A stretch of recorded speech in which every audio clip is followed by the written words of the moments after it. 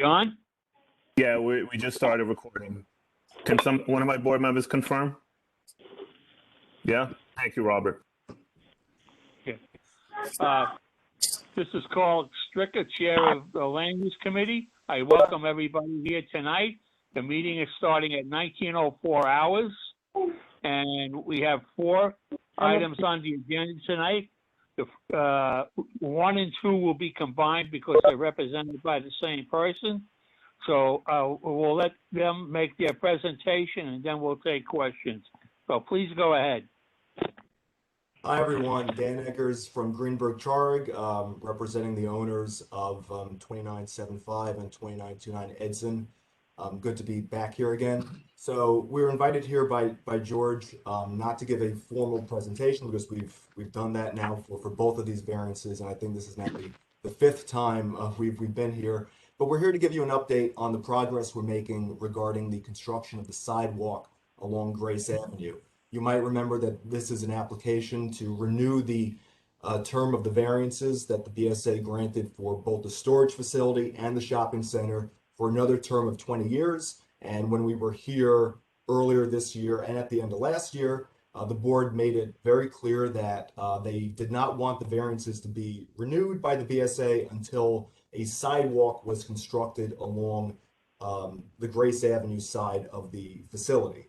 When the property was built back in the early 2000s, Grace Avenue was closed. It was not open there, so DOT granted a waiver of the requirement to build the sidewalk. And a couple of years ago, Grace Avenue was opened. So for the last, I think it was since 2019, Grace Avenue was opened and there was a sidewalk along the opposite side of Grace, but not along the side near the property in question. And when we went before you last year, you had requested that a sidewalk be built. And after looking at what that would be involved, the owners agreed to build a sidewalk and committed to building the sidewalk. And the Board of Standards and Appeals adopted your position that they will not grant the renewals of these variances until the sidewalk is complete. So we're all on the same page here where the ownership obviously wants a sidewalk to be complete. You want the sidewalk to be complete, and they've been working on making that happen over the last several months. And we're here to update you about that. And in doing so, I'm joined by members of the team that are handling that and running point on that. Brendan Kelly from McLaren Engineering, civil engineering firm, does a lot of work throughout the city.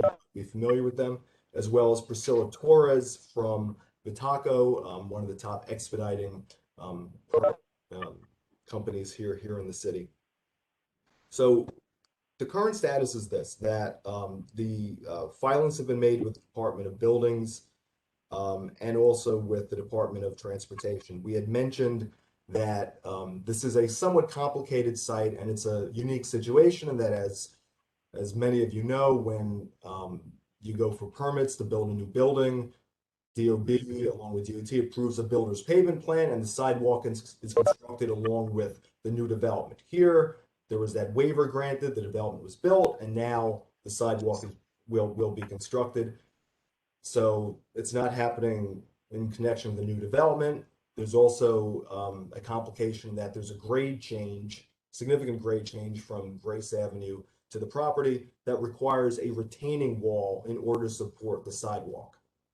That retaining wall needs to be placed on public property for which a revocable consent is needed. A revocable consent is essentially anytime you're using the public way for certain specified improvements, and they could run the gamut from a retaining wall to a stoop. You need to get a revocable consent, and that is a fixed 12 to 14 month process involving review by various agencies. It involves another round of community board review, and Priscilla Torres from Vitaco is expert in that, and she can go into great detail on what the revocable consent process is. But the upshot is that filings have been made with DOB, which has approved the structural aspect of the retaining wall. The revocable consent is under review by DOT for the retaining wall, and we're also seeking a revocable consent for planting along the new sidewalk in order to improve the aesthetics and provide screening of the facility from the residences on the other side of Grace, which we think would be another enhancement. So that's under review by DOT. And I guess I should have mentioned that prior to applying for the revocable consent, we had sought a waiver of having to obtain a revocable consent from DOT. DOT reviewed that request and they denied it, saying that you need to get the revocable consent in order to implement the retaining wall and the planting.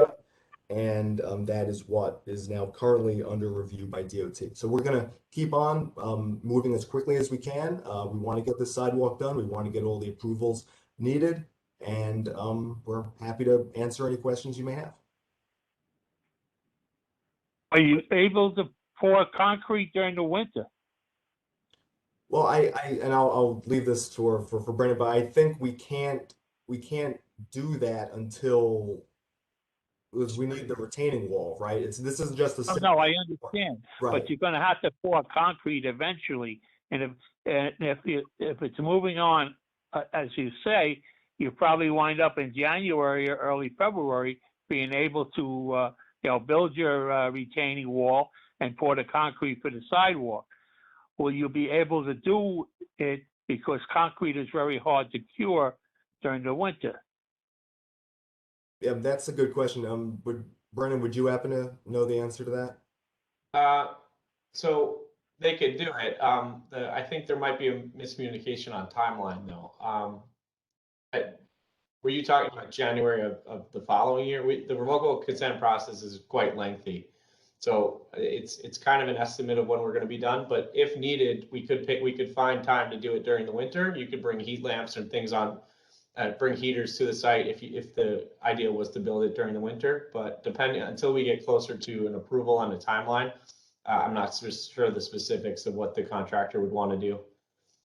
We would basically leave it up to the contractor at that point and what he preferred to do in terms of wait for a warmer day or use heat lamps for the curing. Where in DOT is this being held up? At the revocable consent level. And to be clear, it's not being held up. This, as far as we understand, this review by DOT is not taking longer at this point than it should. There's just a certain period of time that DOT reviews these applications, and then, as Priscilla can fill everyone in on at length, there's other agency review, and there's a certain period of time that's involved there as well, which is why a revocable consent, by definition, is a 12 to 14 month process. You can probably analogize it best to ULURP, where, as you know, you get 60 days and the borough president gets 30 days, right? City council 50 days, and you can't do anything with those timeframes. It's a 6 to 7 month process for ULURP. Here, this is a 12 to 14 month process for the revocable consent. Trust me, the owners would want to have this done yesterday so we can be finished. As much as we love seeing you folks from time to time, we would like to have the BSA renewal. You would like to have your sidewalk. We would like to have the sidewalk as well. But this is unfortunately the process that needs to be worked through, and we're working through it, and we will keep you posted, of course, going forward. Do you think the board can do anything to help push this? It certainly couldn't hurt if DOT hears from you folks. We've provided them the letter that you provided back in earlier this year to the BSA, showing that this request was initiated by the community board for the sidewalk, so they know this is a community priority. But if you follow up and ask them to do everything they can to expedite processing here, we would certainly appreciate that, and it probably couldn't hurt, but I'd leave that to you all to decide. Where is this being held up? At Water Street or in the Bronx? So I just want to touch a little bit on the consent process. I'm the one who filed it. I currently have the application in with consent unit. They have what I call a 3-phase process. And right now we're in phase 1, where our application is being reviewed meticulously with documents, plans. They have to just be up to par to go into phase 2. Phase 2 is where it goes into outer agency review for their comment, their review. And I'm sure that the community board will get wind of it once it gets into phase 2. but we are not there yet. We're in phase 1, where we're just dealing with DOT, just on minor comments on drawings, paperwork, and things like that. Once we clear it up, we'll go into phase 2, and then they'll send it out to outer agencies. But is this happening at Water Street headquarters, or is it happening at the Bronx office? It's happening at the revocable consent headquarters. It's on Water Street, right? On Water Street, yeah. Yeah, thank you. Yeah. And then, phase 3 of the application is the city ultimately approving it. We'll have to produce insurances and any other paperwork that they require. Usually they reach out to the owner for signing of the revocable consent, and then they'll send it over to the mayor's office where they sign off, and then it gets sent over to the comp controllers for formal registry at the Department of Finance. So the process is lengthy because there's so many different parties involved. I appreciate you bringing all this to our attention. Thank you for the update. But, we can't approve the variance until the sidewalk is built. And I think we made that perfectly clear. And I feel for you because I know how slow DOT moves sometimes. And that's why I asked you where it was. If it was at Water Street, maybe we can help you out a little. I don't know, but the problem is, I think they understand the urgency, but the problem is there's so many different parties involved. Oh, I know. I used to no deal way with I can construction. expedite it. I mean, I would really appreciate, even any word that you can have with them. I'll send you the contact that I have at the consent unit. I would appreciate that. That would be very important. Yeah, his name is Ed Campbell. He's the head guy there. But if you just want the sidewalks poured, that's one thing. But what I'm filing for is a retaining wall and the planted area, so to speak. We would be better. We would be better served by the retaining wall and the sidewalk. That's the problem then. Yeah, that's the problem I've run into, because I haven't been able to get that waived. That retaining wall is on city property, and the consent unit, unfortunately, they're not going to grant me a waiver because it's on city property. So I have to kind of go through the steps. So that's what I'm doing now. All right, just send us the information from Ed Campbell, and we'll see what we can do for you. Yeah, let me see. Yeah, I used to deal with all this stuff. That's why I asked you. I mean, I like dealing with the consent unit. They know me very well. It's just the process is long, and I have about 8. Yeah, I know. I understand that. Yes. And it's fun stuff. Let me see if I can get you. Is there a message board here? Yeah, chat. I'll put up his email address there. You can email it to me. And I'd like to move this along because we have some questions, and we have BSA here, although I see he's having trouble signing on. So, Carl, if you're done with your questions, I do have some specific questions related to this. Yeah, no problem, George. Go ahead. All right, thank you. You touched on it just now. I wanted to know why you're asking for revocable consent, because that is not always the case. Is it because your retaining wall is encroaching on city property? Was it always the case? Why did you have to get to this threshold? Because we attended the first BSA hearing, many of my board, I think we had like 12 board members at that meeting. We did not attend the second BSA meeting because I believe that evening we had another meeting, and I know you had another upcoming meeting, but I think it was postponed until January. Vinroy Bell, who's the project manager for BSA, like I said, he's in and out. I don't know if Vinroy can weigh in, but why are you filing for revocable consent? Why is the retaining wall on city property? Why is it not on your property? Brendan, is that something that you can speak to? Yeah, so I can definitely speak to why we need the retaining wall. So Well, we were brought on, I believe it was after the first BSA hearing, so I don't believe I was on the first one that you were on. And they had a schematic layout for the sidewalk, and we were, as the civil engineer, hired to look into the feasibility of constructing the sidewalk. Unfortunately, there's like a 4 to 5 foot elevation change as you move north up the site. So as you move between the 2829 to 2875, there's a pretty significant elevation change. So installing the sidewalk without adding a retaining wall is not really feasible. So we started to look into some of the property line records to determine exactly where the property line does end, and it ends right at the curb line of the existing parking lot. So at that curb line, there's also some manhole structures that are in there. There's an island. So the options were to either demo some of the parking lot, but then you would lose that whole row of parking. And we also looked into potentially shifting it and adding like a 4-foot strip there where you could fit a retaining wall. But again, the logistics of that with the parking lot, we would lose too many spaces to make that work. And it also would have delayed the project. The redesign of that parking lot wasn't really feasible with the project we had. So we had to locate it outside the property line in the right of way. And then that's when we went for the waiver from DOT for the revocable consent to not need to submit it. They rejected that. Unfortunately, we only had the waiver for the sidewalk, and they said the retaining wall wasn't covered under that. So then they had to go through the whole process. But we did look at the option to move it on site. It just would basically eliminate a whole row of parking. We couldn't really afford to lose. All right. Like I said, Vinroy is here from BSA. What has BSA communicated with you guys with regards to the timeline now that it's been extended? Is that a question? Sorry, Dan, is that for us or?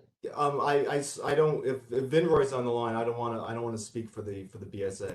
He keeps like fading in and out. He's having it seems he has a tech that he can't log on or something because he gets a flag. So if you got Dan, if you can answer, that's fine. Sure. I'll yeah. And Vinroy, feel free to interrupt me, of course. So as of now, there's no calendared subsequent hearing for the time being.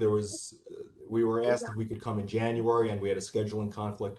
So there hasn't been another BSA hearing scheduled as of now. There of course will be. I imagine it'll be sometime in the new year, and we'll provide you notice of that. And as I said, the BSA has adopted your position that they're not doing this until the sidewalk's done. So we're in this. We're in it till the end. All right. For the long haul. I'm done with all my questions. If any other board members have a question. I have a question. Identify yourself and then ask your question. Thanks. My name is Luke Sabatos. I'm not a committee member, but I'm a general board member. And I was wondering what the process is. Obviously everybody wants this built quickly. You mentioned that the timeline, is really long with BSA. What is the comparative timeline to redesigning it with the parking spaces? I feel like, that could be a solution that would be like, meet the community's demands in a timely fashion, because it'd probably be quicker than waiting for BSA. Is that right? Well, it's not so much waiting for BSA. The time here is because a revocable consent is needed from DOT. And as Brendan was saying before, we looked at the option of having the retaining wall within the property line, and that would entail a time delay as well in terms of redesigning the parking lot. A lot of expense, moving facilities. I mean, this is an existing facility that customers use. The community uses. People don't have any issue with the facility itself. We're just trying to meet the community's request to provide a sidewalk, and we're working to do that as fast as possible while also respecting the operations of the existing users of the shopping center and the storage facility. Remember, the storage facility has 1,600 units, and we understand that they're used by people in the community, folks who need space because they can't fit everything in their apartments and in their homes. So we want to preserve operations of the facility while also building the sidewalk and and accommodating and satisfying the request of the community. For full disclosure for my board members, I am a customer of this facility. So they're right where I live in Co-op City. Well, they're not in Co-op City, but they're right here. On the fringe. Any other questions? There is no more questions involving Edson Avenue. I want to thank the folks who came out to explain where they stand right now, and we will try to assist them in getting the revocable consent to, move it a little. Can't guarantee it, but I know Ed Campbell, so we'll try to help you guys out. And I thank you for coming out tonight. So if there's no further questions or any more comments from you guys, I will close this hearing. One thing I wanted to mention, this is Priscilla from William Vitaco's office. It's not Ed Campbell. I got the wrong Ed. It's Ed Schnell. I actually sent it in the chat with his contact information. Okay, thank you. Ed Schnell, I don't know too well. Okay. Yeah, Ed Campbell is he moved to another department, so he's not even there. I sent the contact there, his email and his phone number. Okay, thank you so much. Okay. And so I now declare the presentation and closed at 19:25 hours. Thank you for coming out. Thank you for keeping it updated. Shows you how sincere you are in getting this done. Thank you. Absolutely. Take care, everyone. Happy holidays. Yes, you too. Okay, next is Palmer Avenue. Do you have anybody from Palmer Avenue? It's right here. Good evening, everyone. Sam Applegrad, representing the owner and the management company. How are you? Okay, we're fine, and you're starting at 1926. Okay, go ahead. Also on the call with me is Ari Weissman, the property manager for this property, and Chuck Brass, who's a financial advisor here. Thank you for putting us on tonight. We have an application for an Article 11 tax abatement for this property so that we can keep the property affordable for many, many more years to come. We prepared a PowerPoint presentation, and I want to turn it over to our financial advisor, Chuck Brass, who will make that presentation. Thank you so much. You should be able to share, but if you don't, I can put up the presentation myself. I will share my screen. Just give me 1 second. Should be a nice night for maybe that might be out historically, maybe You guys see my screen? And a little chilly in the interior. Yes. Can you see my screen?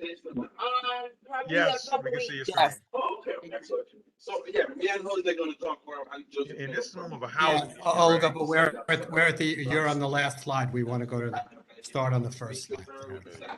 Yep. Here you go. That's it. Okay. So thank you, Sam, and thank you to Carl and George for giving us this opportunity to present our request for your support for this Article 11 tax exemption that ultimately the City Council will have to vote on.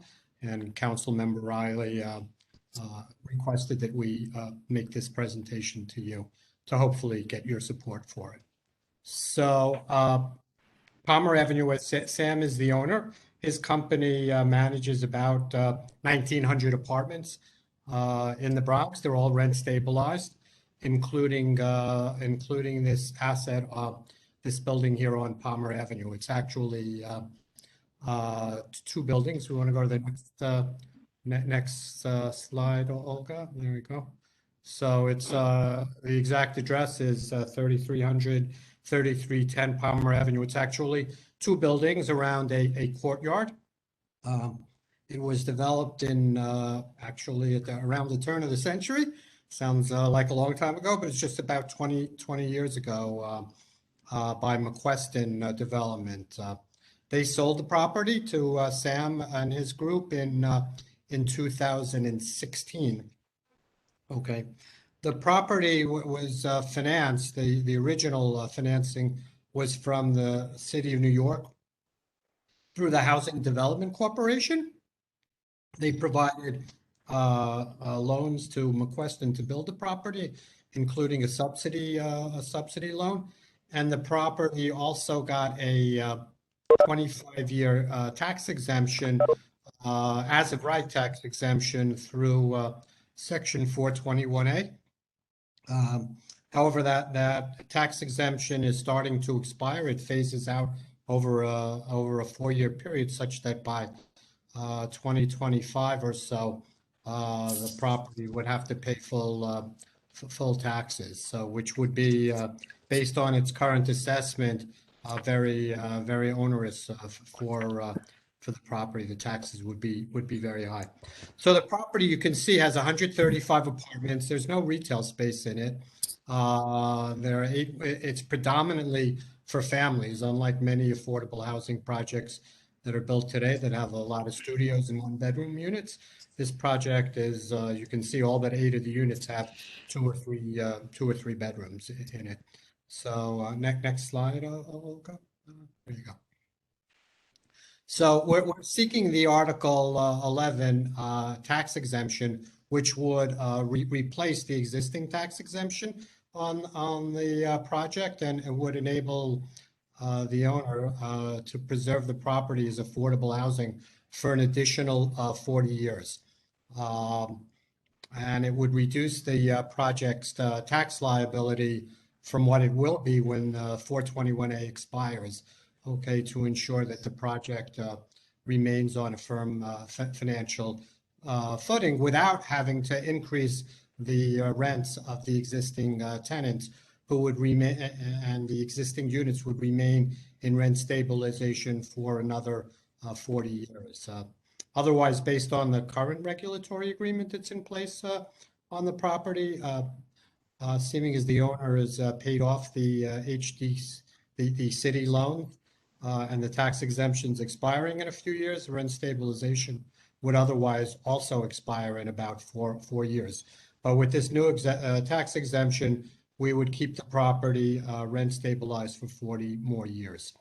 So, and not only would the property stay rent stabilized, but new tenants in the building would be they'd have to be income eligible in order to move in. So the slide shows you the income limits. 12 of the apartments would be limited to households earning no more than 65% of the New York City median income, which is about a little bit less than $70,000 for a family of 3. 93 of the units would have rents that were affordable to people earning not more than 75% of AMI, and the 29 units would be for people earning up to 90% of the city median income. So all of the units would have rents that are affordable to people earning less than the city median income. And of those 135 units, 134 units, 20 of them would be set aside for formerly homeless. So in addition to the income and rent restrictions, you want to just go back? Thank you. So all of the existing tenants in the property would have the opportunity to participate in HPD. They have a program called Aging in Place, in which the owner would be making improvements to make it easier for the tenants, particularly many of whom may be elderly. Many of the tenants in the building are the original tenants from 20 years ago, and they may be getting on in age. So the owner would be required to make improvements to their apartments to make it easier for them to stay there as they age in place. Grab bars in the bathrooms, kitchen cabinets might be changed or to accommodate wheelchairs, things of that nature. In addition, the owner is going to be required to make repairs to the property based on an independent physical needs assessment that need to be done within the next 12 months. So, good. Next slide, Olga. So as I said, we're here to ask for your support. We've requested this tax exemption from HPD. HPD has agreed to grant it to the property, subject to they need to get actually one more approval from the executive branch, from the Office of Management and Budget. And then assuming the Office of Management and Budget approves it, it would be forwarded to the City Council for its approval. And just to sum up, this tax exemption is key to keeping the project affordable for the next 40 years for income eligible tenants, and the building will remain in stabilization for 40 years. So those are the highlights, and I think with that, if there are any questions, we'd be happy to take them. Chuck, if this is the owner one more time, I just wanted to add one more thing to what Chuck said.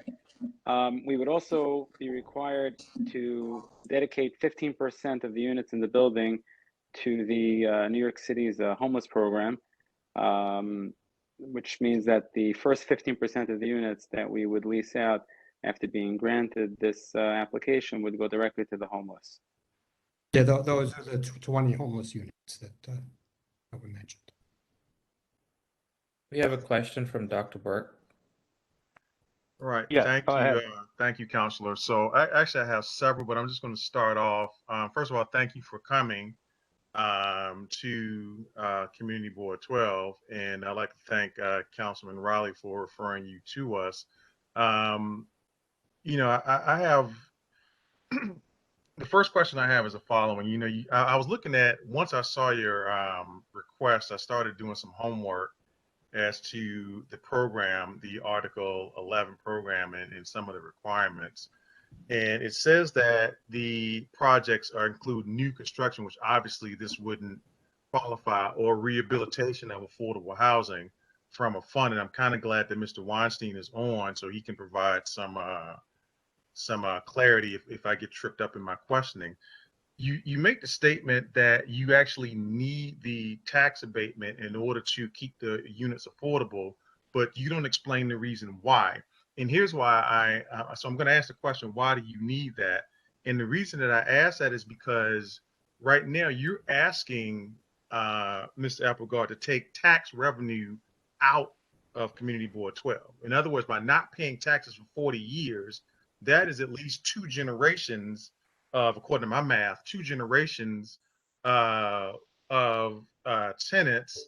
When I say tenants, I'm talking about, you know, by the time I'm like 90, and then any kids from behind that, and any kids behind that. So possibly 3 generations are not paying taxes. So I'm losing tax revenue as a community district. And you're saying that that money is being used to make repairs. That just doesn't square with me. So question number one, why do you absolutely need the tax abatement to make the units affordable?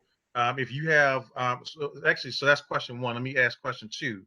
I looked at your slides and you said you have about, the approximate number is 1876 of the units are rent stabilized. How many total units of housing does your company have in the Bronx overall? Sam, you want to answer that last question, or you can answer both of them? Besides for a half a dozen units, everything in the Bronx is rent regulated, rent stabilized. Chuck, you want to answer the first question? Right. Okay. So you're saying so everything is rent stabilized except for 6? It's either 6 or 8. I don't recall by heart, but Okay. besides 6 for that, or 8 everything is total rent units. stabilized. Okay. Okay. So in other words, if I was to do my math correctly, you have 1882 units in total, right? Because of that, you said only 6 are not rent stabilized. So according to, if 6 are not rent stabilized, and if I add that to your total, that means 1882 are the total amount of units that you have in the Bronx overall. Is that correct? Give or take within some single digits. Yeah. Okay. All right. That's fair enough. So now back to, as I said, I have several questions, but I'm only going to, because I want other people to ask questions. I'll come back to my other ones later. So why do you need the Article 11 tax abatements, because as I said before, looking at this, and by the way, just to let you know, I'm chair of the community board as well. So I thank the housing chair as well as our land use chair and vice chair for letting me speak. Again, that's tax revenue that's coming. If you're not paying it, that means I'm losing tax revenue. And we in Community Board 12, we kind of need all the tax dollars we can get. So I guess my question to you is why do you need the tax abatements in order to keep the units affordable? And as I said before, to me, that doesn't square. So can you help me understand that? Yeah. So right now the taxes, based on this 421A as of right tax exemption, it was 100% exemption from an increase in taxes for the property based on what it was assessed at in 1999. So right now, the taxes are nominal, only a few $1,000s a year. When Five the or 6,000 a year. Excuse me? I think it's about 5,000 or 6,000 a year right now. They're very nominal. When So the let me just stop you taxes, right there. So let me stop you right there. So I mean, think about it now, $5,000 or $6,000 a year. I mean, that's a lot. That's what some homeowners pay, right? you're So exactly some right. homeowners, 100% correct. right? Okay. So some homeowners pay that. So you can understand why I'm asking the question the way that I am. So $5,000 or $6,000 a year. So continue, please. Okay. So when the tax exemption expires, it fully expires by 2025, the taxes will go, without a new exemption, will go to about close to $1 million a year. So that's an enormous increase, okay, and much higher than was ever contemplated. You can discuss that with the city tax assessor and Department of Finance as to why those taxes would be so high when the exemption expires, but the owner would have no choice but to raise the rents of the tenants in order to be able to pay that tax bill. So we've negotiated a business deal with HBD, okay, whereby the owner will pay about 5% of the rent roll, which would be about $150,000, I think, a year in taxes. So it's about 30 times what they're paying now. Okay, but it's significantly less, and it's a level, as I said, that HPD and we agreed we would like to pay even less than that if we could, but HPD's determined that that's the amount of taxes that the property can support and still maintain the affordability and still be financially viable going forward. That is, give the owner enough money to pay for heat and hot water and all the other things that are necessary to maintain the property, as well as pay debt service on the mortgage on the property. So that's it. So there'll be a significant increase in taxes, just not nearly as significant as there would have been if it weren't for this new tax exemption that HPD has agreed to give us. Okay, so I have a question for you. I'm sorry, Mr. Strickland. Let me just ask one more follow-up question, if I may. So, Okay. I mean, that is significant, but I don't. So, help me understand, how has the community benefited? So, right now, if you paid $5,000 in taxes and you acquired the property in 2016, my question is the following: how does the community, in other words, this community district, whether it be the council district or the community board, what is the benefit to us, whether I'm the chair or whoever the chair is after me, and after me, we're talking about 40 years down the line, how are we going to benefit overall outside of quote unquote affordability? And that's, that's an amorphous term in and of itself. But how do we as a community, if the tax base is gone, how do we benefit?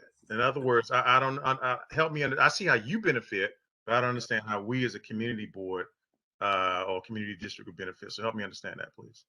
Well, two things. First, the real estate taxes that the owner pays, they go to the city of New York.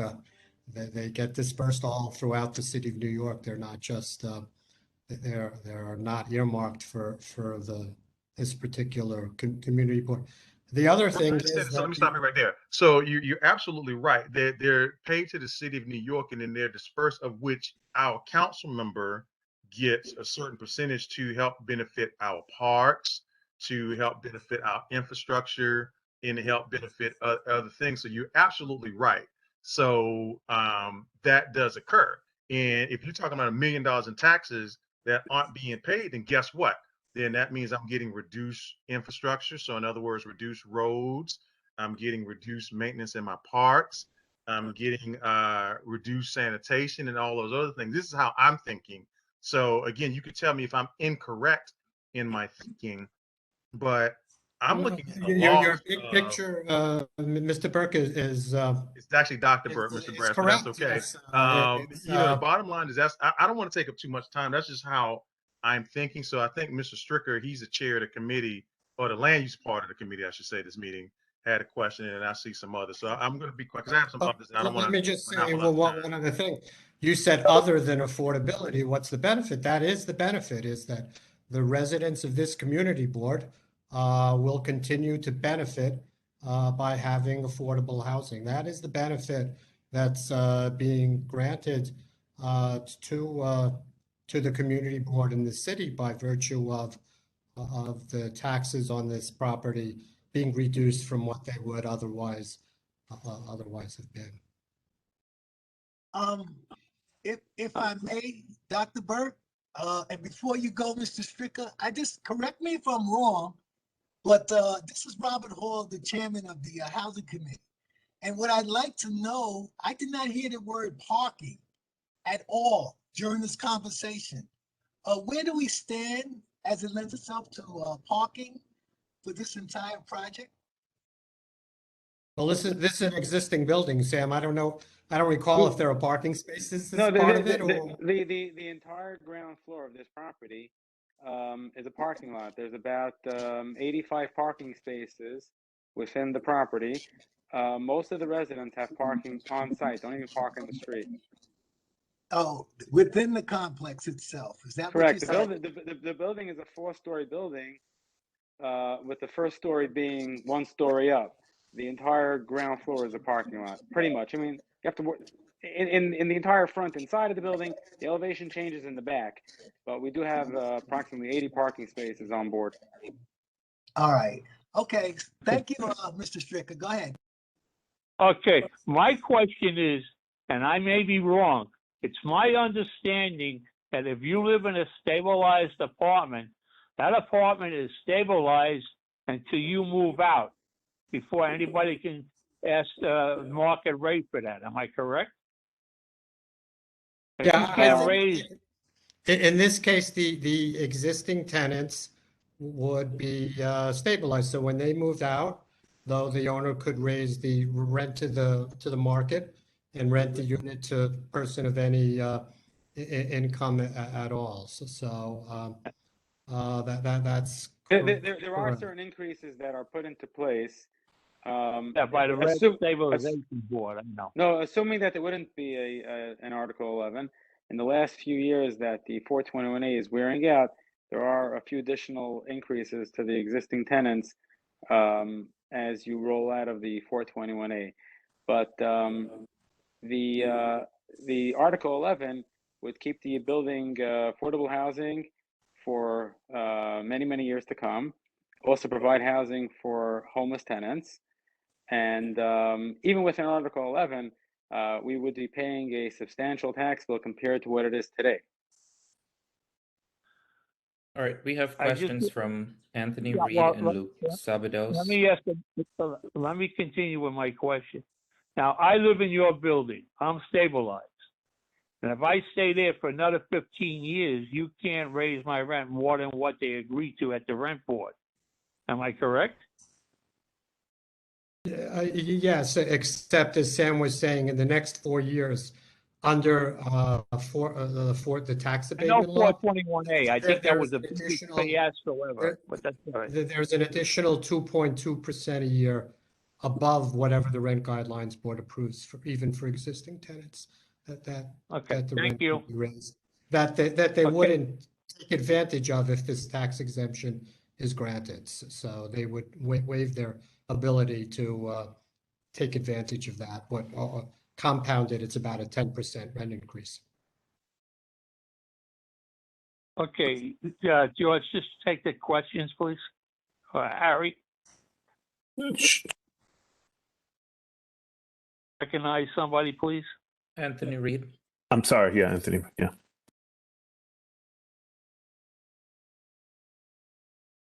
Anthony? Alfredo has this. Yeah, go ahead, Anthony. The floor is yours. Hey, yes, hello, family. Mr. Rath, I just need you to help me understand something. You're telling me that tax abatement will stop people from their rent going up, right? My concern is once you do the repairs, most of the time the rent goes up. Am I correct? I'm getting something wrong. Well, in a regular rent stabilized building that wouldn't have this tax exemption, the owner would be permitted to make certain increases in the rents. With this tax exemption, he would be required to make these repairs in the next year or two without raising rents. That's part of it. So there would be no. The bottom line is there would be no rent increases for existing tenants beyond what the Rent Guidelines Board approves with this tax exemption. They won't be able to raise the rent for making improvements, and they won't be able to raise, the owner won't be able to raise the rent this additional 2.2% a year for the next 4 years if this tax exemption is approved. So the tenants will be protected from any rent increases other than those allowed by the Rent Guidelines Board. So the new tenants won't be eligible for that, or the new tenants is something different? The new tenants will pay the rent that the old tenants paid when they moved out, plus whatever is allowed by the Rent Guidelines Board.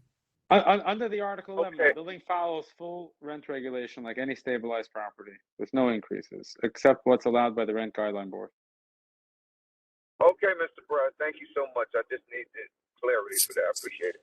And in fact, in order to make sure that the units stay affordable to the income levels that I laid out, if for some reason, the median income in the city doesn't go up, the owner may not even be able to take advantage of the rent increases that Rent Guidelines Board, that the Rent Guidelines Board allows. It's a very strict regulatory agreement in exchange for the tax exemption, so that HPD. All right. Alfredo Figueroa had a question, but he took his hand down. You still have a question, Alfredo? Yes, just want to clarify two things. So, from my understanding, a rent control or rent stabilized unit remains that way until the person, like my other colleagues say, move out or pass on. So you're asking for this tax abatement for the next 40 years. So the apartments and the apartments that are rent stabilized now, and the ones that for the ones that are rent stabilized now, and any future renters, will the apartments stay rent stabilized? Absolutely. So if somebody's paying $1,000 now, 5 years from now, they're gonna pay $1,000 plus whatever the guidelines are for the rent control board. Yes, not only those tenants, but if they move out, the next tenant will inherit. They'll inherit the taxes, the rent stabilization. You're saying they'll inherit the lower rent. Yes. They'll inherit the rent stabilization. Yeah. So and those tenants will be protected by rent stabilization. Okay, and you said the chair of the housing committee mentioned parking. The gentleman mentioned you guys have parking. Is that parking free with the rent, or y'all charge extra for the parking? The tenants pay an additional fee for the parking. And they do. How much more? If you don't mind me asking. I think it's $75 a spot plus the local taxes. Okay. All right. Yeah. All right, guys. And just as a point for the chairperson of the board, the parking will not be covered by the tax exemptions. So the parking lot will pay full taxes.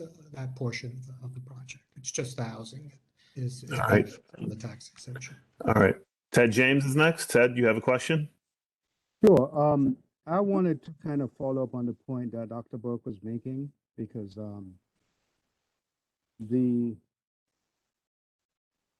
with the amount of units in this building, That's a lot of money that's been taken out of the city by just one unit. Imagine if we had several of these units, how much money our borough or pretty much services will be losing to these tenants. And I think normally when the city gives an abatement for 25 years, that's very calculated that after that 25 years, the city expects to collect some form of taxes from that owner. And what I would love to see is the operating statement for this building, because you guys could be making a ton of money and it's not actually being passed on to the tenants. So I think we're cutting ourselves short, taking money out of our own pocket and putting it into the landlords. That's my point. And Ted, that was one of my follow-up questions, but I'm glad you mentioned it. But thanks, Ted. Well, again, I mean, we didn't arrive at the amount of the tax exemption ourselves. HPD spent a considerable amount of time, going through the owner's books to determine what level of taxes the property could support without it being a windfall to the owner, but still with sufficient revenues to enable the property to be solvent, keeping in mind that for the next 40 years, I mean, the rent roll is going to be essentially frozen, and there'll be over that 40-year period, there'll be additional repairs that have to be made, additional monies that have to be borrowed to keep the property in good repair, just like any house, any homeowner over a 40-year period, they constantly have to make improvements to the property in order to keep it up. So that's how the amount of the tax exemption was arrived at. It's really HPD that determined the proper level of taxes to ensure the right balance between what's enough taxes. Could you just repeat the new tax rate that you quoted earlier? I don't remember how much. They're going to be paying about 5% of the rent roll in taxes. Without the tax exemption, the taxes will go up to about 30% based on and that's just not sustainable. Without an enormous rent increase, there's no way the owner could. I just think one other comment. To me, that's a hard sell. That's all. What? Okay. Thank you, Ted. Luke, you had your hand up. Thanks. I had a question I have a couple questions. The first is, like, from one rent stabilized unit to, let's say you don't get the Article 11, what would the increase in rent be? Either like as a percentage or as a dollar amount? Like, if I'm trying to rent in the Bronx and, 4 years ago it was this much, now how much am I looking at an increase? Well, if the taxes for the whole property the owner would have to raise the rent by $400 to $500 a month to pay the taxes. Okay, so what is interesting about this is that, by raising the rent and not extending the rent stabilization, you're really cutting out a lot of people from affordable home ownership or home rental opportunities. I have lived in rent stabilized, and there's a kind of satisfaction in knowing that, my entire building is rent stabilized. My landlord isn't gonna use construction to harass me to try to get out of my building so that they can move it to market rate. And at the end of the day, that leaves $400 to $500 more money in my pocket compared to, giving it to the city. I would just urge the board to consider, supporting this. We need affordable rental opportunities, and if it's not affordable, it's just going to turn into like a condo or something. All right. Are you done, Ted? Luke? Yes, thank you. All right. Ted Weinstein has his hand up. The floor is yours, Ted. Thanks, George. Yeah, I just want to go back to a point that was made about the lost tax revenue. And if the concern is that by this development getting this extended tax benefit, that means that the city is agreeing to forego a certain amount of tax revenue for a period of years, the answer is yes, absolutely. But that is a accepted, recognized, commonly used tool for housing throughout the country for decades. In fact, in New York City, tax incentive programs have been one of the primary tools for creating and preserving affordable housing for about 100 years. And so, yeah, yes, the city would be foregoing tax revenue. But again, that is not unusual. It's not unusual to this particular location. It's something that just happens literally all the time. Again, it's the most commonly used tool for housing across the country. Most of the buildings, like even the 1920s buildings in New York that were built as a result of tax incentive programs that the city created, the state created at that time. So yes, the city would be foregoing, tax revenue, but again, the results of that here are having these buildings, and this is, I have to say, this is a matter that I'm not directly involved in at all. But I just want everybody to understand that this is not something that's unusual at all. It's very common that buildings that are built or exist when their tax exemptions or tax abatements run out at a certain point, that then the city enters into a new agreement with them to extend those tax benefits as a way of maintaining reasonably affordable rents, not to mention the ability to properly maintain the buildings. That's another point. It's not just the affordability. It's that by having to pay much higher taxes, these buildings would have a lot more difficulty properly maintaining, probably being maintained properly. And so I just wanted to make that point. Thank you, Judge. Thank you.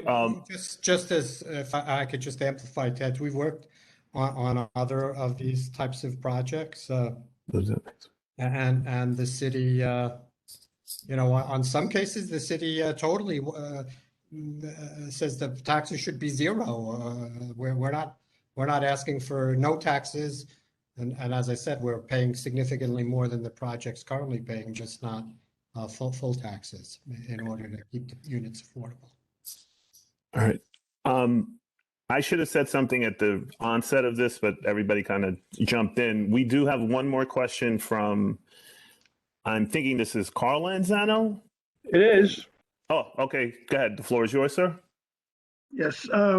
From my math, from what you said, is that we're going to be giving you $35 million if we vote to approve this.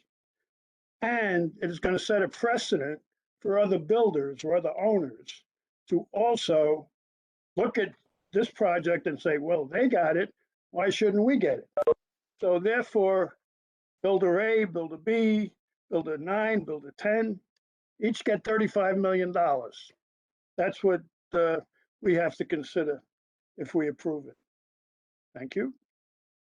Mr. Lanzano, I just want to correct you. I think it's closer to 40 and not 35, sir. But well, they said they're going to pay 100,000 from $1 million. Oh, okay, so okay. that's okay. a $900,000 difference. Okay, you're right. Okay, so my math is off. Those are round numbers. That's close enough. It would save $700,000-800,000 a year in taxes. Yes. But again, as Ted said, this is pretty common. There are many buildings already that have already taken advantage of this program that the city is under more generous terms than the city is offering here. And it's not just HPD. I know you expressed your concern about the financial impact on the city. We still have to get the approval from the city's Office of Management and Budget, and it's their sole job to make sure that this is a good deal for the city. They don't really care that much about the affordability. They only care that it's a proper business deal for the city. So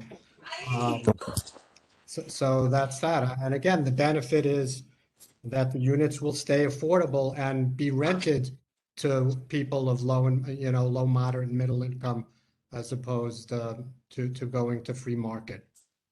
I want to point out one other thing.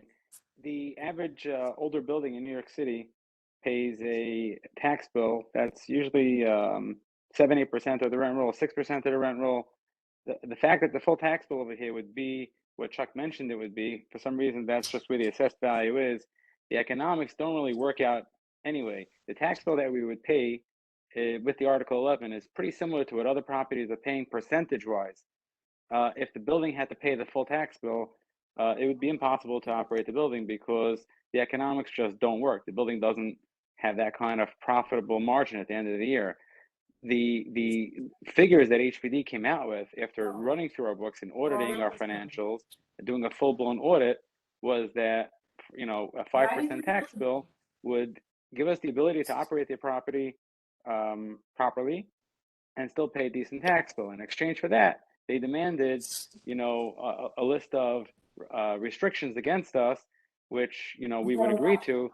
But when you look at what the full tax bill would be, it would be impossible for the building to operate under that tax bill. Just impossible. The building would be bankrupt. All right. Thank you. Like I said, I should have been the first person to speak, so I do apologize for that, because the reason you're here, I think Chuck or yourself touched on this, is that the councilman's office reached out to the community board because, and I don't know how to put this any other way, we have the Department of Sanitation here, we had some other people here. You're not dealing with your property in a proper way, in that we get complaints at the community board about the illegal dumping. Your property is right next to or on the on-ramp to I-95, right across from Co-op City where I live. You always I was there Thursday last week, and they had a DSNY truck outside with all the illegal dumping. I don't even want to say it's not illegal dumping. These are your tenants. And I don't know if Nicholas was here, but I spoke to the superintendent. We spoke to, I don't know who Razy is from your office, but we spoke to that person and they tried to claim that this was illegal dumping. One of the reasons Ted is here, or that HPD is here as well, and I had several conversations with them, and just for my board members so that they understand, this is something that's going to be voted on by the city council. We have no vote in this. This is not this is not up for a vote. The councilman's office was nice enough because he also recognizes, because he gets the same complaints that we do, that you're not the best of neighbors. And when we call you about these problems, you just shrug them off. So I asked DSNY if they had the information about the number of violations that you have received in the last year alone. So I don't know if Nicholas is here, and can you speak to that?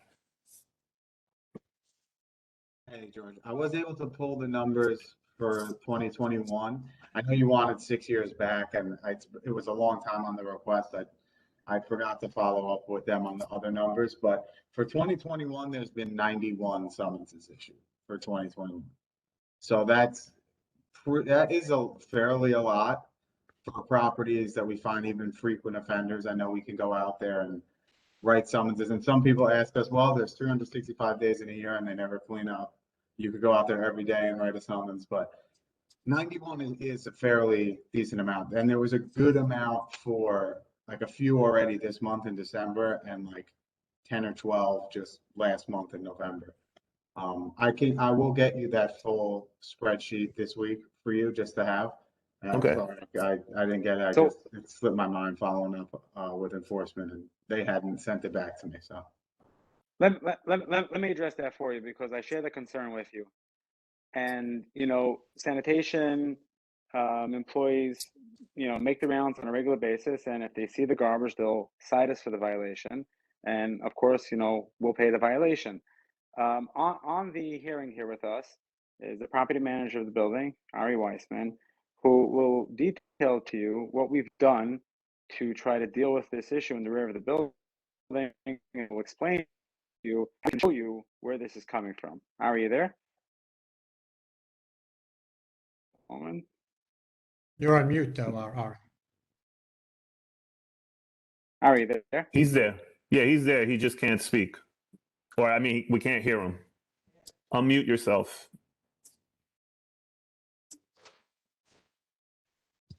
No, we don't hear you. Yeah.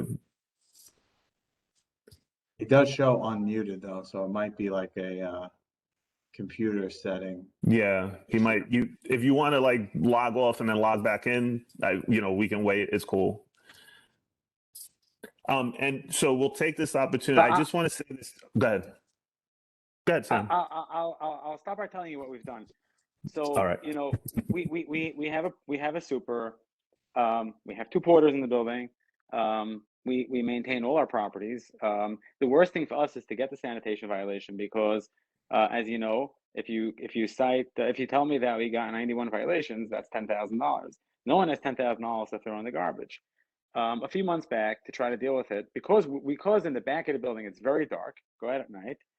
We have some lighting around there, but we've installed a few new cameras in the rear of the building. And if you come into the building and watch the footage of how the dumping takes place behind the building, for example, I pull up one morning and there's construction debris dumped in the back quietly on the side when no one's around there at night. It's not coming from a tenant in the building because why would a tenant be dumping construction material? On a regular basis, we have an expense of carting away garbage that gets dumped behind our property. And, it's not a high traffic area. There's no sidewalks there. No one's walking over there. There's no sidewalk behind the building altogether.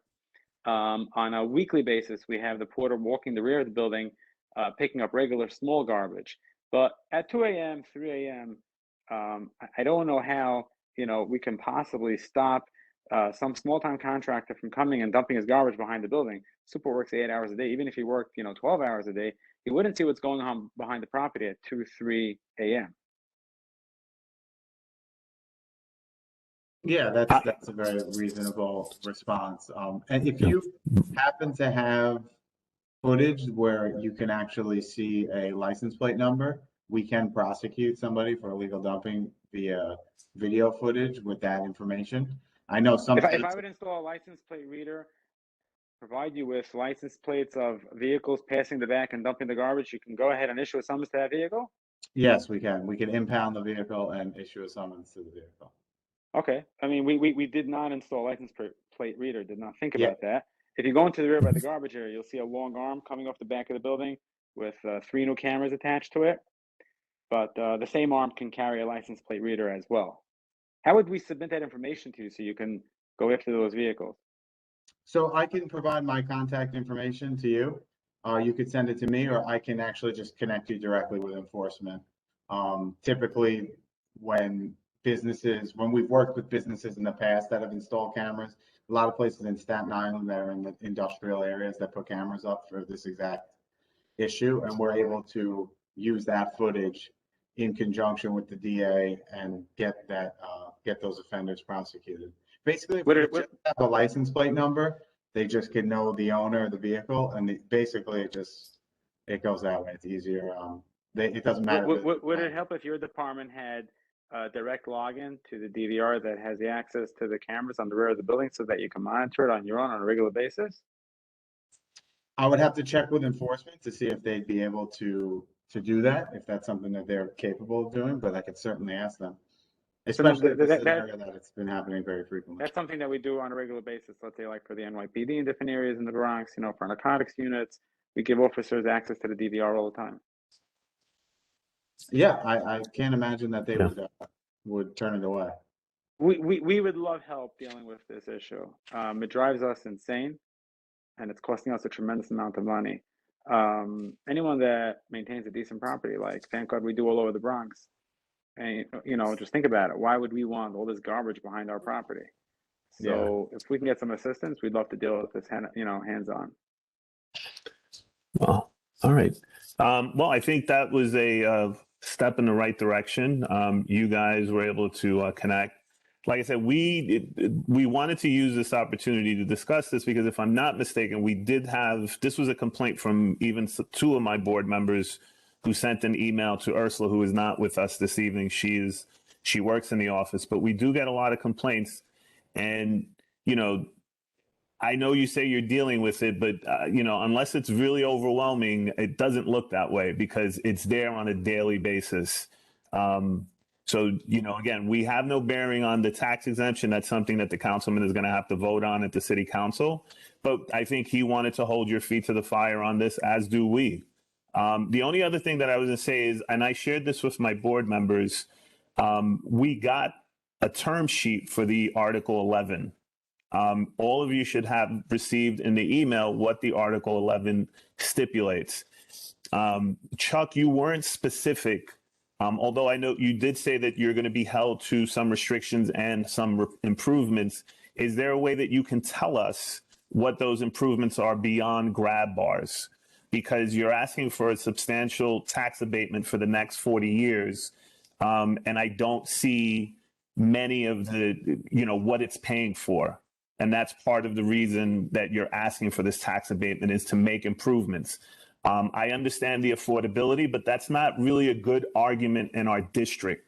I know that the HPD says that. I know we have some board members that feel that way, but we're actually looking for market rate and even higher incomes. We want 150% of AMI because, we want tenants here that respect the district that they live in. If they're dumping outside, or if you have, and again, as a tenant, as a landlord, you don't even respect the people that live there because you're not keeping it clean. You're not hiring enough workers to keep that site clean.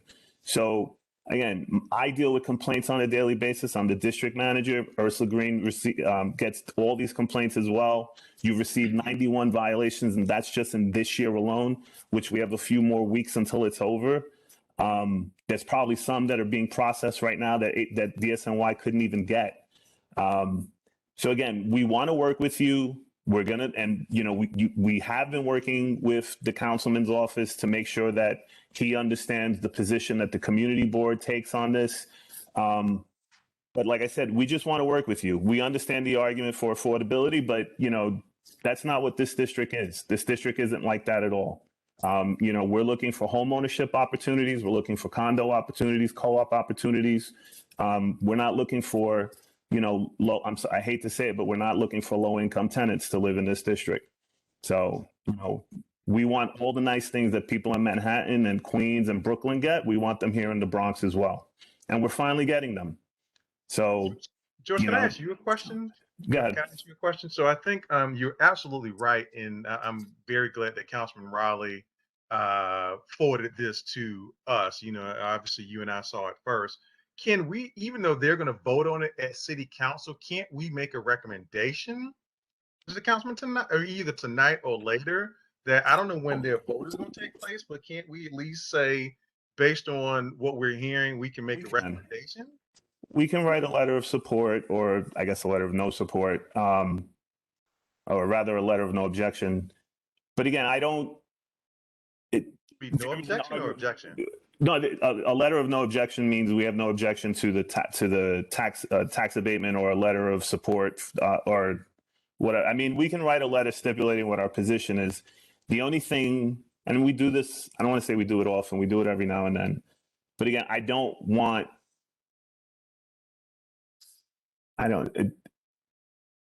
think we need to hear more from the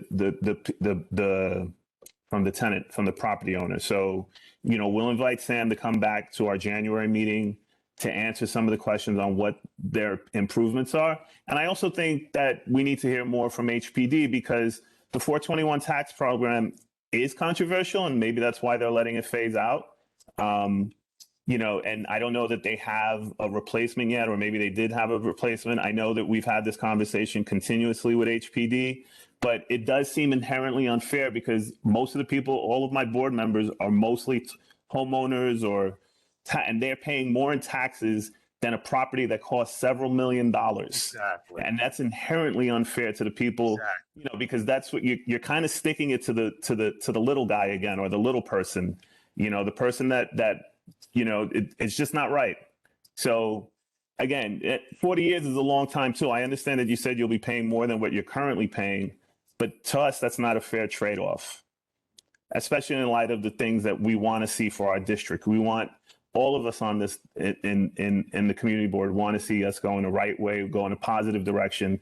And a lot of this stuff is beyond you guys, but sometimes we feel like the city's not listening to us as well. And so that's why we have this constant tugging back and forth with HPD about what affordable is and what we're looking for in our district. So again, I don't want to lay all this on you, Sam. We're going to give you the opportunity to come back to the community board to speak on a lot of this stuff. You just mentioned two things, and I'm going to let Chuck answer one of them, which was you wanted to know what else is going to be done to the property. So Chuck, I'll give it to you in a second to discuss the physical assessment that was done. There was a plan. You have to bring in a third party to do a physical assessment, and there's a report that was generated where we have to spend a you said large that amount takes of 12 money. months. Yeah, you said that takes 12. Have you started that yet, or it's once you get the tax abatement, then you start that process? Once you get the tax abatement, besides the aging in place, and I'll give it to Chuck in a second to discuss. There's a very large capex budget from boiler to roof and all that kind of stuff. I want to just go back to the garbage for a second. When you walk in front of the property, you never see garbage in front of the property. When you walk the courtyard, you don't see garbage all around the courtyard of the property. You walk the side of the property. That's because the staff that's on site, the super that's there, who's been working for me for close to 20 years, is an excellent superintendent and does his job. You're finding an issue only in a very tough area where in the dark of the night, which, all of us go to sleep in the middle of the night. We all work, most of us work full days. People are coming and doing things. One thing was mentioned by the individual before, I forgot his name, from the sanitation department, is a license plate reader. No questions asked. I'll install it. Please let me know how to provide the proper information. But I have no problem implementing all the tools that you would suggest for us to deal with it. But when you say that, the on-site crew is not maintaining properly, when you come in all other areas of the property, things look correct. There is a full-time superintendent who's a long-time superintendent. You have porters over here. They're cleaning. They're taking out the garbage. The place is nice. The place is, in 90% is maintained properly. You're talking about an area where there's difficulty over here. So tonight was, there was something mentioned, which is the first time I've ever heard of that. Didn't know the sanitation department can go after a license plate reader, but I'll install one. I'm happy to do whatever it takes to clean up, this issue and go with anything that you guys suggest. In regards to the physical site assessment, Chuck, do you have the report available from that was I done? have it opened up. I mean, it's hard to read. I don't recall off the top of my head. One of the things the city requires to do is bring in a third party to do a full physical site assessment and detail. Is it 10 years, Chuck? What they want to see over the next 10 years, how long the boiler is going to last, how long the roof is going to last, and every single component of the building. And it's a few $1 million of work that needs to be done over the next decade or so, correct? Well, over the next 15 years. In the immediate, it's several $100,000 worth of work that needs to be done for pavement repairs, painting,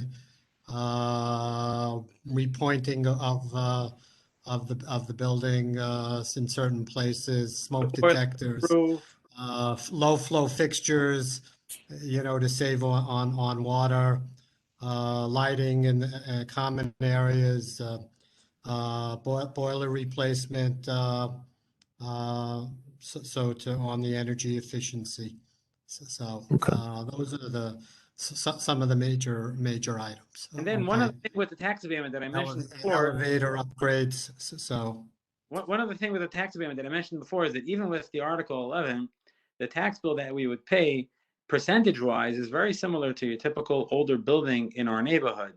We're not looking to get out scot-free.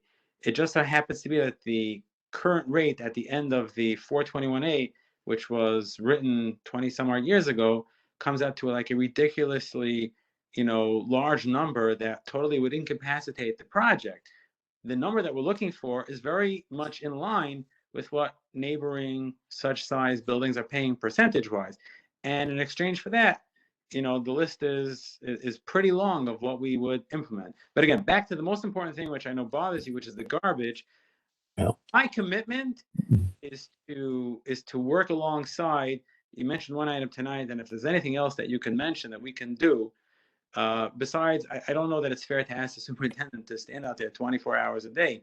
None of us work 24 hours a day, but the guy's a 25-year veteran, and he's with our company close to 20 years. Phenomenal superintendent. That's why we have a low violation count on the building. That's why when you walk the front of the building, it's clean. That's why, it looks the way it should look. But I'm happy to address this with any suggestion that's brought forward to us. I know that Ari can't talk. He's the property manager, but I know he's hearing. I hope he's hearing. I'll take care of it, immediately. We'll have a license plate reader installed on the rear of the building. If you can please let us know how I get in touch with the sanitation department, that would be helpful as well. Yeah, Nick put his email and phone number in the chat. I see Alfredo has his hand up, but I'll get the last question, Alfredo, because we do have another presentation. It's already 8:24. We spent an hour on this. Go ahead, Alfredo.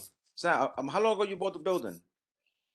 They bought it in 2016. It was built in 2000 by McQuestion. So the fact that this building is only 21 years old doesn't necessarily jibe with me that it's an older building. No, or it needs that much requirement. I mean, if you need a new roof after 20 years.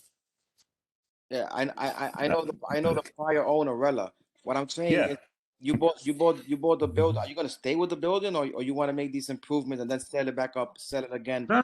We're looking to stay with the building. The lifespan, George, the lifespan of a roof is only 20, 25 years, not more than that.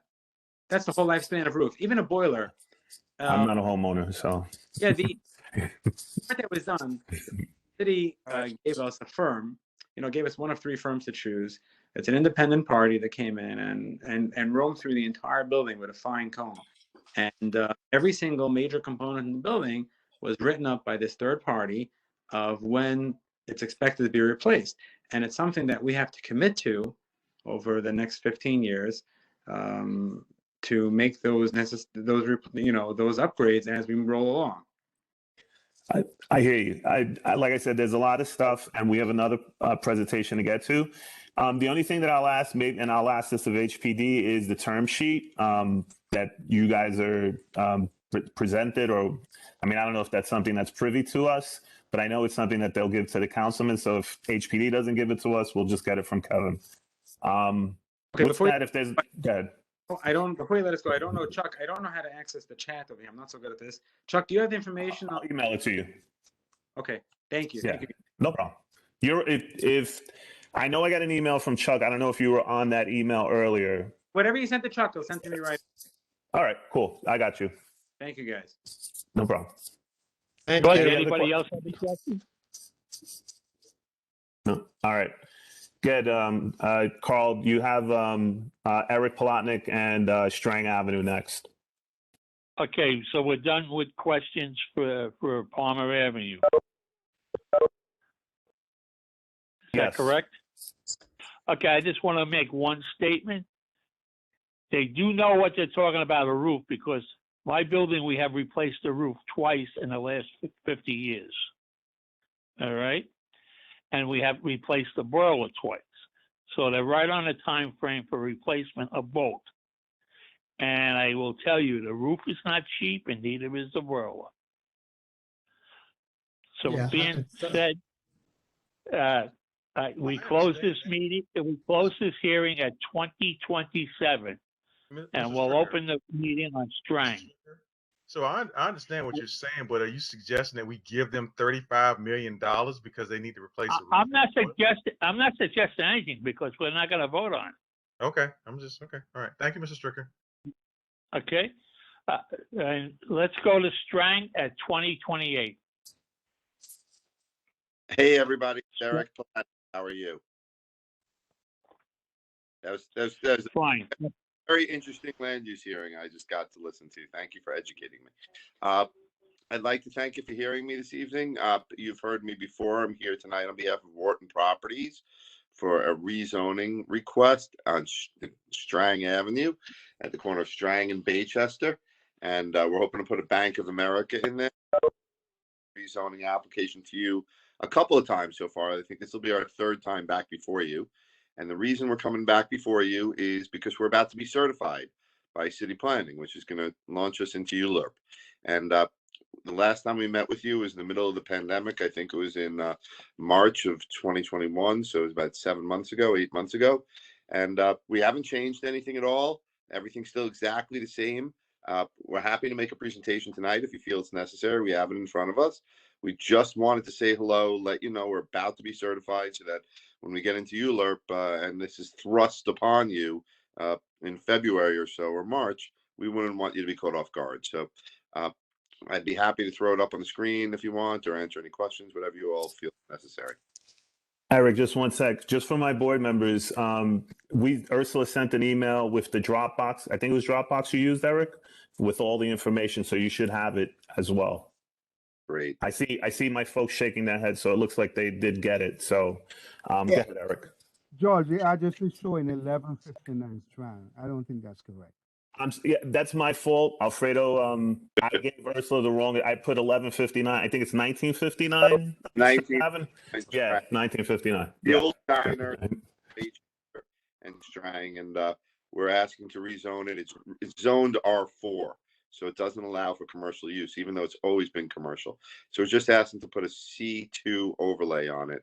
And if you were to grant us the overlay, that would allow for it to be rebuilt with a relatively small 3,600 square foot building with 12 parking spaces. And we're proposing to have a Bank of America in there right now. I just have one thing to say. There should be no exit or entrance onto Baychester Avenue. Everything has to be done on Strang. All right, and we'll make that. Right now, we do show a curb cut on Baychester, but we will discuss the architect. And I'm going to tell you why, because you'd be putting a curb cut through the bus stop, and that's not allowed on the city. Yeah, no, I know there's a bus stop. We took a look at that. There's a bus stop over at the corner there. We would be within a decent distance of that, but we did speak to the city about it, but we'll be happy to flesh that out a little bit more before we come back to you. Because I will tell you, because I was in charge of that, and nobody, including Walgreens, ever put a driveway through a bus stop that I had. Yeah, no, we're not going to put it through the all, and your point is well taken. Yeah, Carl, he's saying that the curb cut is pre-existing. It's already there. It's not relevant. They're getting a new zone change. It might be grandfathered in. Well, so we'll have to see, but since it's a new building and a new construction, it probably can be denied. Yeah, the architect, happy. Carl, after your last hearing, the architect took note of that, and he's going to go back to you with that, and maybe we can. I think you have experience at DOT, so maybe we'll further about that. But it is grandfathered; it is there, and the bus stop itself is over at the corner, and the curb cut is on the other end of the property. But I do know what you're saying about new buildings, but we'd be happy to talk about it with you a little bit more.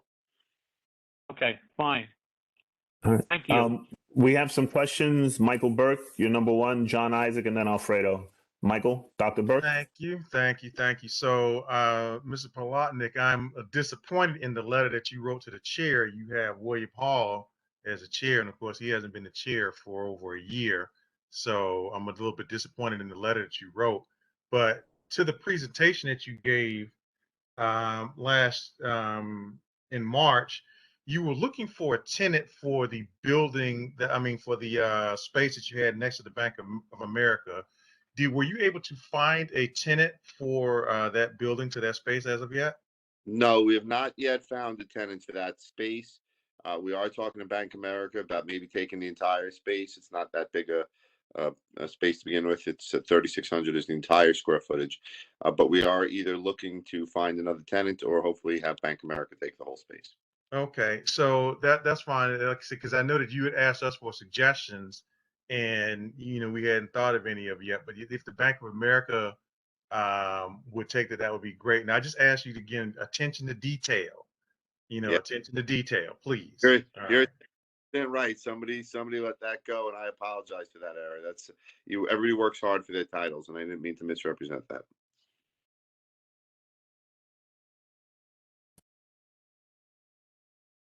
Any other John has a questions? question. John has a question, then Alfredo.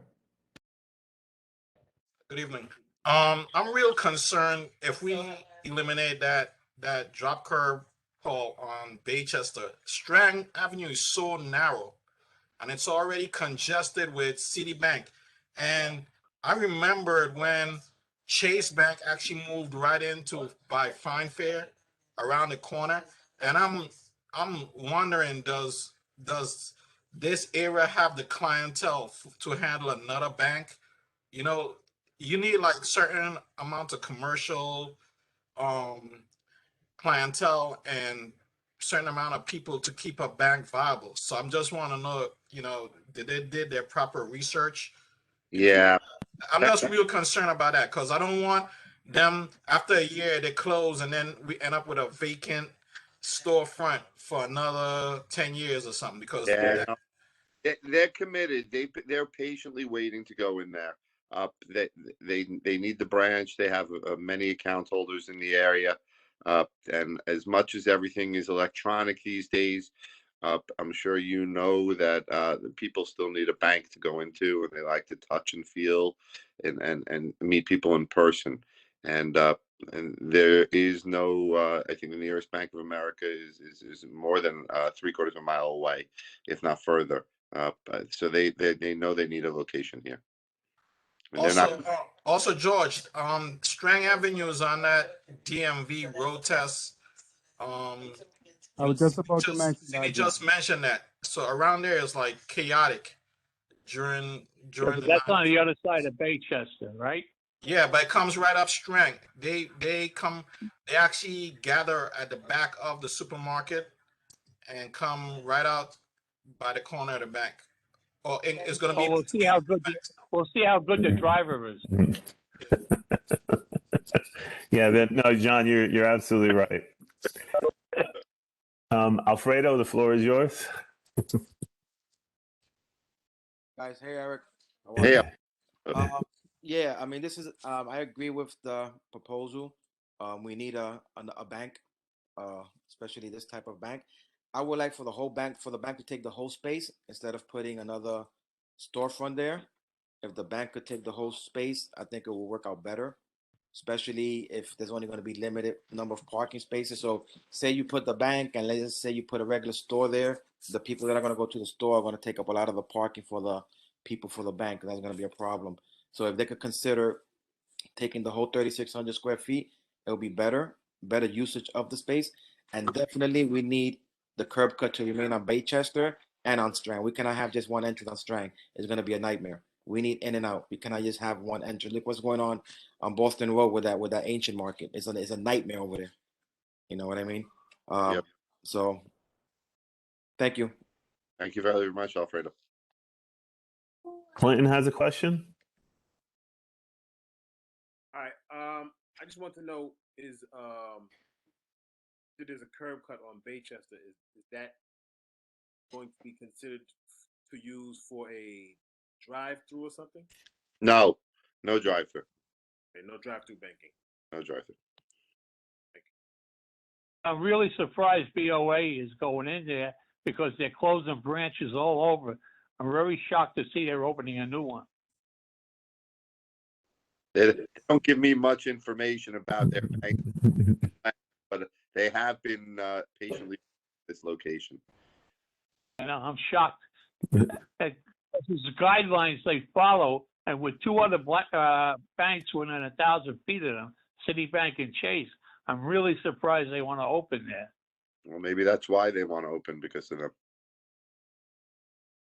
Yeah, it doesn't make sense. Competition. I wish I could figure out how the banks work to begin with, but they need a location there. So Eric, you said that. Eric, you said that they're going to city planning is going to certify soon. Do you have an idea? Are they doing it January or sooner?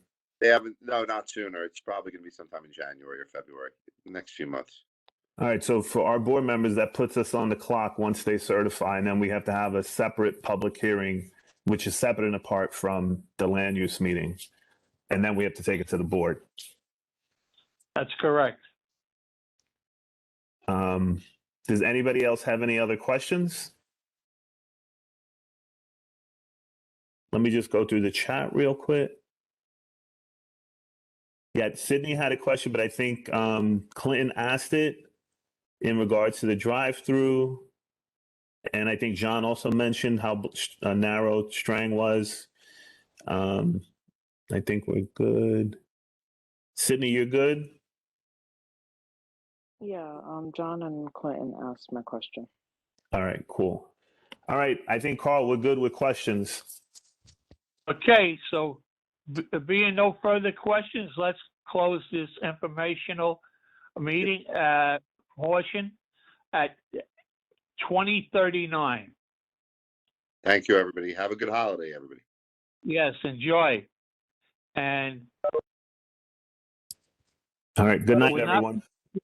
we will not be taking any vote tonight, so Yep. I need All a right. recommendation to close the meeting. I move that we close the joint land use housing committee meeting. So moved. Second. I second. Third. Okay, it's closed. Thank you, everybody. All right. Night. Have a good night. Guys. Thanks for handling my questions, George. Oh, no problem. All right, have a good meeting. I'm going to end the meeting. Have a good night. I'll end the meeting now. Good job, George. Good job, Carl. No problem.